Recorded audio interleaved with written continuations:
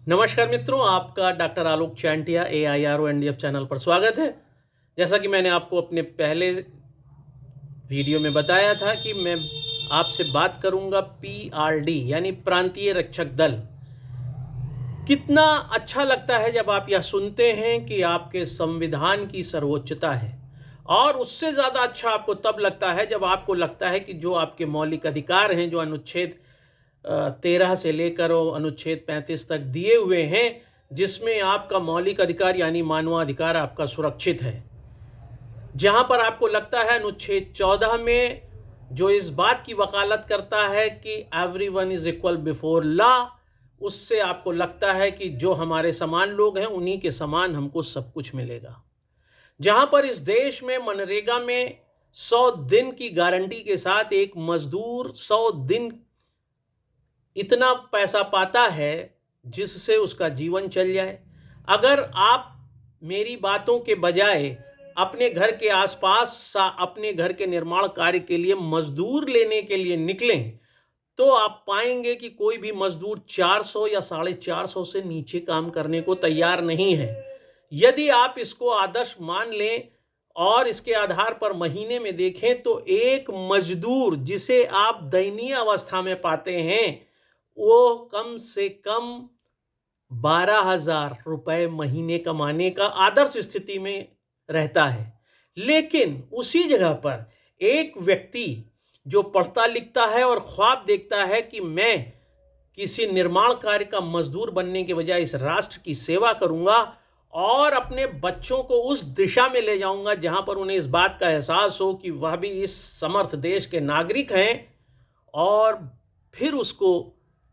प्रतिदिन के हिसाब से 375 रुपए मिले, तो सबसे महत्वपूर्ण बात यह है कि आप इस बात की तुलना करें कि 375 रुपए पाकर एक पढ़ा लिखा व्यक्ति आपके सामने खड़ा हो और उसी जगह पर एक बिना पढ़े लिखे व्यक्ति को, जो सिर्फ अपने शारीरिक श्रम को बेचने निकला है, वह 400 या 450 रुपया मांग रहा हो और आप उसे दे रहे हो, तो आपको यह समझ में आ जाएगा कि शिक्षा और शारीरिक श्रम के बीच कितनी गहरी खाई है। और इसी गहरी खाई से जूझता हुआ जो एक पूरा समुदाय हमको सामने दिखाई देता है, वह है PRD, प्रांतीय रक्षक दल। जैसा कि मैंने अपने पहले के वीडियो में आपसे होमगार्ड की बात किया था, ठीक उसी के समानांतर खड़ा यह भी समूह, जो खासतौर से उत्तर प्रदेश और उत्तराखंड में आपको दिखाई देगा। वर्तमान में करीब 30,004 PRD यानी प्रांतीय रक्षक दल के लोग कार्यरत हैं। और मजेदार बात यह है कि इनका अपना एक कानून भी है। उस कानून को जब यह बना था तब उसे कहते थे द यूनाइटेड प्रोविंस रक्षक दल एक्ट 1948। और इस जब एक्ट बना था, इसमें 20 धाराएं हैं, और इस 20 धारा में जब आप धारा 7 पढ़ेंगे तो धारा 7 में आपको लगेगा कि कितना सशक्त व्यक्ति वह होता है जो PRD में सेलेक्ट होता है या PRD के लिए अपनी सेवाएं देता है। 18 वर्ष से 45 वर्ष की आयु के बीच अपनी सेवा देने वाले लोग पुलिस एक्ट 1861 की तरह वह सारे अधिकार रखते हैं जो पुलिस के पास होते हैं। जितने अधिकार एक पुलिस अधिकारी के पास हैं, उतने ही अधिकार एक गजटेड PRD अफसर के पास होते हैं। लेकिन वह पाता कितना है? 375 रुपये मानदेय। ऐसी स्थिति में जब आप एक्ट को पढ़ेंगे और इस एक्ट में आपको सबसे महत्वपूर्ण यह धारा लगेगी कि इन 20 धाराओं में जहां उसे इतने अधिकार दिए, वहीं धारा 5 में लिखा है कि अगर उस व्यक्ति को कोई भी कार्य दिया जाएगा, उसका जो बॉस है, जो सुपीरियर है, वह जो भी काम देगा उसे वह काम करना पड़ेगा। अगर वह यह काम नहीं कर रहा है जो उसे आदेशित किया गया है, तो धारा 9 में साफ साफ लिखा है कि यह दंडनीय अपराध होगा और इस कार्य के लिए उसे निकाला भी जा सकता है। यही नहीं, धारा 15 के अनुसार अगर उसका बॉस ये समझ लेता है कि उसने कोई गलत काम किया है और उसके आदेशों का पालन नहीं किया है, अवहेलना किया है, तो ऐसे समय में जब उस पर जांच आहूत की गई हो, तो उसे कारावास में भी डाला जा सकता है।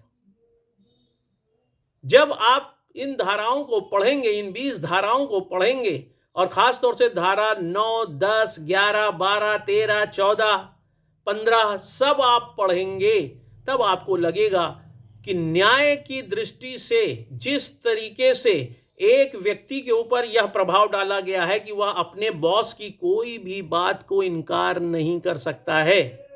तो आप बड़े आसानी से समझ सकते हैं कि एक व्यक्ति जो अपने बॉस की इच्छा के विरुद्ध जा नहीं सकता, उसके विरुद्ध उस पर कार्यवाही हो सकती है, वह जेल जा सकता है, उस पर 3 माह की जेल हो सकती है, 200 रुपए का जुर्माना हो सकता है, जो उस एक्ट में लिखा है। आप जरा सोच सकते हैं, ऐसा व्यक्ति जो इस आशा से निकला हो कि धारा 7 में उसे राष्ट्र की सेवा और उसे उतने अधिकार मिलेंगे, वह व्यक्ति कितना डरा हुआ होगा। उस व्यक्ति के पास क्या यह सामर्थ्य होगा कि वह अपने बॉस की बातों का उल्लंघन कर सके? अभी मैं पढ़ रहा था कि करीब 6000 पीआरडी के जवान सिर्फ इसलिए निकाल दिए गए हैं क्योंकि उनके आयु का एक विवाद पैदा हुआ कि जो उनकी आयु होनी चाहिए थी उससे पहले, मतलब 18 साल से कम की आयु में उनका चयन हो गया था। इसलिए आज इंस्पेक्टर के पद पर भी कार्य करने वाला पीआरडी जवान 89 से काम करने वाले, 90 से काम करने वाले, 30 साल 31 साल काम कर चुकने के बाद यह बताया जा रहा है कि आप नौकरी के योग्य थे ही नहीं। लेकिन यह गलती तो उसकी है जो नियोक्ता था, जिसने इस चयन को किया था। क्या ये सारी गलती केवल पीआरडी के उन लोगों की है जो इस नियुक्ति को पाए थे, जिनके आधार पर यह उनका परिवार चल रहा है? एक तरफ संविधान का अनुच्छेद 23 ये कहता है कि आप बंधुआ मजदूरी नहीं करा सकते, और यही वह संविधान का मौलिक अधिकार है जिस पर इलाहाबाद हाई कोर्ट ने भी, जब पीआरडी के जवानों ने कहा कि हमारी नौकरी और पीआरडी के होमगार्ड में नौकरी दोनों समान है, फिर क्या कारण है कि एक होमगार्ड को जितना पैसा मिल रहा है उतना हमें नहीं मिल रहा है? और इसको आप ऐसे समझ सकते हैं कि 2009 में जब पीआरडी के जवान को 126 रुपया मिलता था, उस समय में भी होमगार्ड को 140 मिलता था। वर्तमान में जब आज होमगार्ड को 500 और 876 तक रुपया मानदेय मिलने लगा है, वहीं पर पीआरडी जवान का मानदेय बढ़ाकर केवल 375 रुपया किया गया है। और इन्हीं सारी बातों और तर्कों के आधार पर इलाहाबाद हाई कोर्ट ने समान कार्य समान वेतन की बात कही है। और यह समान कार्य समान वेतन केवल हमारे संविधान से नहीं उभरा हुआ है, सार्वभौमिक मानवाधिकार घोषणा पत्र के अनुच्छेद 23 के उप धारा 2 में भी स्पष्ट है कि किसी को भी इस आधार पर नहीं रखा जाएगा कि एक को ज़्यादा दिया जाए, एक को कम दिया जाए। और इलाहाबाद हाई कोर्ट ने इसीलिए इस बात को माना कि होमगार्ड और पीआरडी जवानों का सारा काम एक है, चाहे सुरक्षा की व्यवस्था हो, चाहे शांति की व्यवस्था हो, या कहीं किसी मेले में उन्हें लगाया जाना हो, कहीं अनुशासन के लिए उन्हें लगाया जाना हो, दोनों के कार्यों में कोई भी अंतर नहीं है। इसलिए समान कार्य और समान वेतन के आधार पर उन्हें उतना ही सारा लाभ मिलना चाहिए जो होमगार्ड्स को मिल रहा है। लेकिन फिलहाल वर्तमान में 375 रुपया पीआरडी के लोगों को मिल रहा है। सरकार द्वारा यह दलील दी गई कि चूंकि दोनों अलग अलग विभाग से गवर्न होते हैं और दोनों के लिए अलग अलग बजट एलोकेट होता है, इसलिए उनके पाए जाने वाले वेतन या मानदेय में भी अंतर है। यह बात मैं आप पर छोड़ता हूं कि क्या इस आधार पर दो मानव जिनके कार्य बिल्कुल समान हैं उसमें अंतर होना चाहिए? यदि नहीं होना चाहिए तो आज यह बात हमको संविधान के अनुच्छेद 39D में समझनी होगी, जो सरकार खासतौर से राज्य सरकारों को इस कर्तव्य बोध के साथ रखते हैं। जैसा मैंने कहा कि 35 तक है, उसके बाद मौलिक अधिकार नहीं है, ये राज्यों के ऊपर होता है कि वह किस तरह से किस चीज़ को लागू करें। लेकिन 39D में यह साफ साफ लिखा है कि समान कार्य के लिए समान वेतन दिए जाने का ही प्रावधान राज्य सरकारें करेंगी। लेकिन क्या पीआरडी को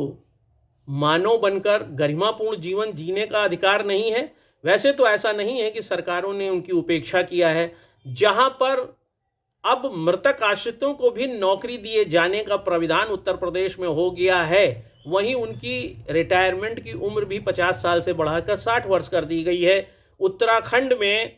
अगर कोई दुर्घटना हो जाती है और कहीं किसी की मृत्यु हो जाती है तो उसमें भी उत्तराखंड सरकार ने 2 लाख महत्तम तक का मुआवजा दिए जाने की बात कही है। लेकिन इन सब के बीच में इस बात को भी नहीं इनकार किया जा सकता है कि पीआरडी के जवानों ने उत्तराखंड में इच्छा मृत्यु की मांग किया है और उन्होंने कहा है कि जिस दयनीय अवस्था में उन्हें जीवन जीना पड़ रहा है, इससे अच्छा है कि वह मृत्यु उनकी हो जाए। इन सब के बीच में क्या पीआरडी जवान जिन्होंने अपने जीवन के कई साल इस आशा में गुजार दिए कि उन्हें भी एक दिन अच्छा जीवन जीने का मौका मिलेगा, और आपने देखा होगा कि बहुत से लोगों का यह मानना है, और इस देश में ख़ास तौर से, कि किसी भी तरह से सरकारी तंत्र में घुस जाओ उसके बाद तो फिर कौन निकाल सकता है, उसके बाद तो परमानेंट नौकरी हो ही जाती है। इस कारण से भी लोग अपने मानवाधिकार हनन को करते हुए भी बहुत समय तक गलत व्यवस्था के साथ अपनी नौकरी को करते हैं। वह अपनी क्षमताओं के अनुरूप किसी चीज़ को अपनाने के लिए आगे नहीं बढ़ते हैं। मेरा मानना यह है कि व्यक्ति को अपनी गरिमा के लिए भी कार्य करना चाहिए, लेकिन जो लोग काम कर चुके हैं, जिन्होंने अपने परिवार को जीने के लिए पीआरडी होने का व्रत लिया, क्या उन सभी के लिए इस व्यवस्था में एक मानक स्तर पर कार्रवाई नहीं होनी चाहिए? और यह व्यवस्था बहुत ही विभत्स आपको महसूस होनी चाहिए जब आप यह समझ पाएंगे कि जो द यूनाइटेड प्रोविंस रक्षक दल एक्ट 1948 में बना, उससे पहले आपको पता होगा कि 1947 में होमगार्ड्स एक्ट बना था, जिसे फिर जब ये एक्ट बना तो उसका निरसन हो गया था। और यही कारण है कि जब फिर से होमगार्ड की नियुक्ति और वो हुआ तो वो 6 दिसंबर 1962 से शुरू हुआ। शुरुआत में जो होमगार्ड्स की नियुक्ति होती थी वह मोरारजी देसाई द्वारा शुरू करी गई थी, लेकिन उस रक्षक दल एक्ट में बाद में अलहदा हो गए, अलग हो गए होमगार्ड्स। सिर्फ और सिर्फ जो यूनाइटेड प्रोविंस रक्षक दल एक्ट 1948 है उसमें पीआरडी के जवान रह गए। लेकिन इन पीआरडी के जवानों के जीवन में जब यह स्थिति और यह गहरी खाई हमें दिखाई देती है कि उनके बच्चों को उस तरह का जीवन नहीं मिल रहा है। यह व्यवस्था ज़रूर की गई है कि अगर हाई स्कूल में कोई बच्चा प्रथम श्रेणी में पास होता है तो प्रथम 10 व्यक्तियों को एक निश्चित अमाउंट दिया जाएगा। अगर इंटर में करता है, अगर डॉक्टरी पढ़ता है तो उसे 2000 रुपये प्रति माह सरकार द्वारा दिए जाने का प्राविधान है। लेकिन जो डॉक्टरी की फ़ीस है और सारी व्यवस्थाएं हैं वह शायद 2000 रुपया पर्याप्त नहीं है। ऐसे में संविधान के प्रस्तावना में हम शब्द और उस हम शब्द की व्याख्या करने वाला अनुच्छेद 14, अनुच्छेद 21 जो गरिमापूर्ण जीवन की बात करता है, वह फिर से एक प्रश्न चिन्ह के साथ हमारे साथ खड़ा हो जाता है। क्योंकि जहाँ पर जीने की बात आती है, जहाँ पर मौलिक आवश्यकताओं की बात आती है, जहाँ पर गरिमापूर्ण जीवन की बात आती है, वहाँ पर पीआरडी के लोगों को, चूँकि उनके कानून में जिस तरह से धारा 5 में यह दिया गया है कि उन्हें वह काम सारा करना पड़ेगा। अगर आप धारा 6 देखेंगे तो उसमें यह दिया हुआ है कि एक परिशिष्ट में उनका एक प्रपत्र दिया है जिसकी उन्हें शपथ लेनी पड़ती है कि वह निष्ठापूर्वक काम करेंगे, किसी काम को निरकार नहीं करेंगे, देश की अखंडता के लिए काम करेंगे, जैसा होता है वो लिखा हुआ है। साथ में जिस तरह से पुलिस के समकक्ष उन्हें अधिकार दिए गए हैं, लेकिन 9 में जिस तरह से लिखा हुआ है कि अगर आपने अपने बॉस का कहना नहीं माना है, वरिष्ठ अधिकारी का नहीं माना है, तो आपके विरुद्ध कितनी कठोर कार्रवाई हो सकती है। आपको 3 मास की जेल हो सकती है, 200 रुपये का जुर्माना हो सकता है, और सबसे बड़ी चीज़ ये है कि आप प्रसाद प्रयत्न ही रह सकते हैं, या मानदेय पर आधारित है या दैनिक भुगतान पर आधारित है। पूरे माह के लिए आपकी नियुक्ति हो ऐसा ज़रूरी नहीं। और जब भी आप में गरिमापूर्ण जीवन जीने का अगर साहस आ गया तो क्या यह संभव है कि उस व्यक्ति को सहजता से प्रशासन स्वीकार कर ले और यह माने कि इन्होंने सही लड़ाई लड़ी है और इनका अधिकार मिलना चाहिए? बल्कि यह ज़्यादा होता है कि ऐसा लड़ने वाला व्यक्ति कानून के दायरे में कुछ समय बाद अनुपयोगी हो जाता है और उसे बिना कुछ कहे, क्योंकि जब आवश्यकता होगी तभी आपको बुलाया जाएगा, और यह बात कह देना बहुत आसान है कि अभी हमारे यहाँ आवश्यकता नहीं है इसलिए आपको नहीं बुलाया जा रहा है। ऐसी स्थिति में एक व्यक्ति त्रिशंकु की तरह खड़ा हो जाता है। वह जान ही नहीं पाता कि कल की सुबह वह अपने बच्चों को क्या खिलाएगा, वह स्वयं कैसे जिएगा, और ऐसे समय में वह अनिश्चित काल के लिए एक गुलाम की तरह हो जाता है, जिसको हाई कोर्ट ने भी माना। और इस गुलामी को एक आर्थिक गुलामी के रूप में आप देख सकते हैं, क्योंकि बिना आर्थिकी के जीवन नहीं चलाया जा सकता है, अच्छी शिक्षा नहीं सोची जा सकती है। तो क्या आप प्रांतीय रक्षक दल के बारे में ये बात जानते थे? नहीं जानते थे, इसीलिए मैंने आज यह वीडियो बनाया है। और यह वीडियो इसलिए भी बनाया है कि हम स्वतंत्र भारत में, संविधान की सर्वोच्चता में, हम भारत के लोगों में, हम की परिभाषा में उन लोगों को जाने जो हमारे इर्द गिर्द दिखाई ज़रूर देते हैं, पीली वर्दी में दिखाई देते हैं, ताकत से सराबोर दिखाई देते हैं, लेकिन वह कितने दयनीय अवस्था में रहते हैं, उनकी जीवन कितना असहज होता है, उनके भी आगे के जीवन में दूसरे दिन का सवेरा कितना काला होता है। इन सब बातों को आप मानवाधिकार के दायरे में महसूस कर सकें, उन अनुच्छेदों को, उन एक्ट को आप भी पढ़ने का साहस जुटा सकें जो आपको वास्तविकता में है बताए कि संविधान और जो एक्ट है उनके बीच में एक दरार दिखाई देती है, और उस दरार के बीच में फंसा हुआ एक मानव सिर्फ किसी तरह जी लेने की जुगत में चलता रहता है, चलता रहता है, चलता रहता है। वह इसे जीने की जुगत कहता है, लेकिन दुनिया इसे मानवाधिकार हनन कहती है। हम इस बात को और इस खाई के अंतर को समझ सकें, उनके लिए संवेदनशील हो सकें और यह महसूस कर सकें कि सिर्फ 30,000 पीआरडी जवानों के लिए, जो खासतौर से उत्तर प्रदेश से मैं संदर्भित कर रहा हूं, उनके जीवन में किस तरह का जीवन है, किस तरह का कष्ट है। और शायद आने वाले समय में आप जब पीआरडी की नौकरी करने के लिए आगे बढ़ें तो मेरा यह वीडियो आपके काम आए और आप एक बार फिर से सोच सकें कि क्या हमें पीआरडी की नौकरी के लिए आगे बढ़ना चाहिए या नहीं। अगर आपको यह पीआरडी वाला वीडियो अच्छा लग रहा है और इसकी जानकारी तथ्यात्मक लग रही है तो इसे दूर तक ले जाइए, क्योंकि हम भारतीयों को जागरूक होना चाहिए, संवेदनशील होना चाहिए, क्योंकि राष्ट्र तभी उन्नत कर सकता है जब हमारे अंदर इस राष्ट्र को जीने की चाहत हो, समझने की चाहत हो। अखिल भारतीय अधिकार संगठन ऐसे ही बहुत सी बातों को आपके सामने रखने के लिए तत्पर रहता है। मैं आलोक चांडिया फिर किसी अच्छी बात पर आपके साथ होऊंगा। नमस्कार।